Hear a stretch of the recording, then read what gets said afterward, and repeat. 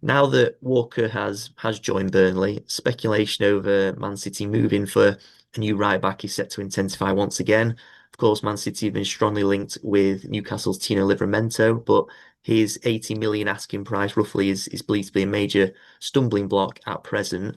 Reports have since emerged over the weekend that City have initiated talks with Inter Milan to sign Denzel Dumfries.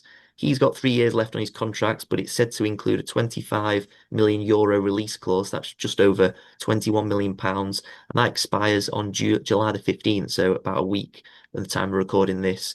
And City said to view a deal for Dumfries at this price as too good to pass up on.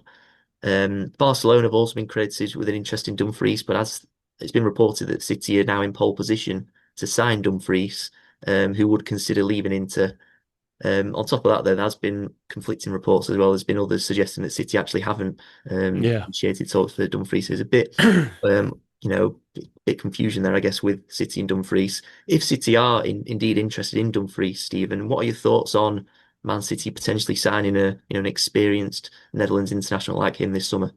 A lot of it comes down to sort of the homegrown issue though as well, because City still they need to sign homegrown players or let some homegrown foreign players go. Like and so, look away from that, the quality of him. Look, he's just turned 29 in April, so he's not the youngest, and it sort of does contradict the approach that Hugo Viana's had as City's new director of football alongside Chiqui Brinkenstein since he's come in, where City have signed younger talent. You go back to that first window, Vitor Reis, Kusanov, Nico Gonzalez, which we'll talk about in a bit, and Marmoush, the latter two more mid-early 20s as opposed to, 19, 20. But even this summer, Shirky 21, Eight Nori 23, I think, and then Reinders, 25 or something like that. So they're Yeah. all like younger players. Dumfries would be a change of tack there. Look. I think having a hard and set rule always with anything with players is. I don't think it's smart because you can't just go. We only sign young players because if a great player comes available at a good price, sometimes you have to sort of plug the gap in your squad. And Dumfries is a high quality fullback, and I think I would guess the logic could be if you're going for Dumfries is that the right back market isn't that strong. I would argue a lot of the very best players just aren't attainable, and there's not a lot of players that play regularly at the top that you could get. And with Dumfries, 25 million euros, about 17 million pounds. At 29 years old, you get 3 or 4 years out of him there at a very good level, almost guaranteed. And it could be look when we signed Akanji, for example, he was an opportunistic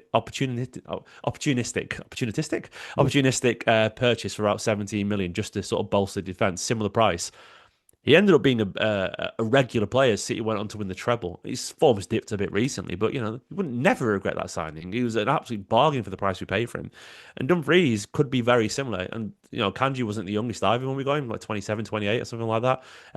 Look at slight age difference there, but look, 29, if you get a few years out of him, it could allow the market to sort of evolve a little bit and some players to emerge as potential targets where a City could sort of park the right back issue for a couple of years or a year or two, as other players develop or as the market unfolds a bit more and, Livramento might become more available. The price might change by then. Who knows?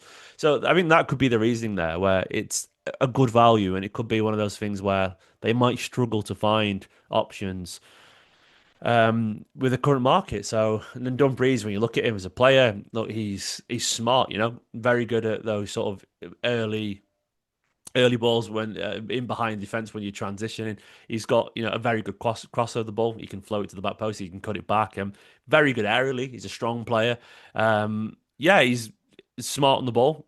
Pretty doesn't really tend to make too many rash challenges and all that kind of stuff. He's just a really good fullback in general. But I don't know what happened because I do think we can't ignore the fact that this is another foreign player and City do have an issue there. So look, I would take him if the squad was balanced and we couldn't get someone like Livermento in because I think he's a good player and played at a high level, played in Champions League and so on. But there is an issue there potentially. Yeah, there is. I mean, although Livramento is thought to be one of City's main targets, do you think that, signing a player like Dumfries now, who could be available for, a third or a quarter of what Livramento could be priced at, do you think that would arguably represent a better deal for City, or should City actually continue to push to sign someone like Livramento, who of course is, I think, homegrown and English and all that? Sorta, and yeah, like I don't know. I think Livermento is. a lot more money, but arguably a better deal because once again, the age profile, the fact that he's you know, homegrown, English player. That you're paying a lot for that, and you're not playing. You're paying for a player who could be at the club for 10 years. And City have had a lot of players that pushed a decade because that's what City do. They provide such a stable foundation for players to come and grow their careers and grow as footballers. And look, Dumfries is an incredibly cheap option and a good option. He might even be just as effective in the short term as Livramento, but I understand the appeal. It's awful lot more money, but might be about best part 50, 60 million more. But when you're Man City and you can sort of afford that and you're planning for the long term, and you've saved a lot of money on your number 10, who's 30 million, and then your left back was 35 million, and your new number 8 or number 4, but number 8 midfielder was 45 million. They could easily justify the splash of 70, 80 million on Livramento. I understand why they might not want to pay that money because it's an awful lot of money for a guy. He's had also a decent injury record. I am relaxed with whatever they choose right now because I understand the market is difficult. I think Livramento feels hard. I think Livramento is going to have to sort of force it aggressively from his side for it to go through. Or maybe some PSR stuff will come out with Newcastle that we don't know about. I don't know.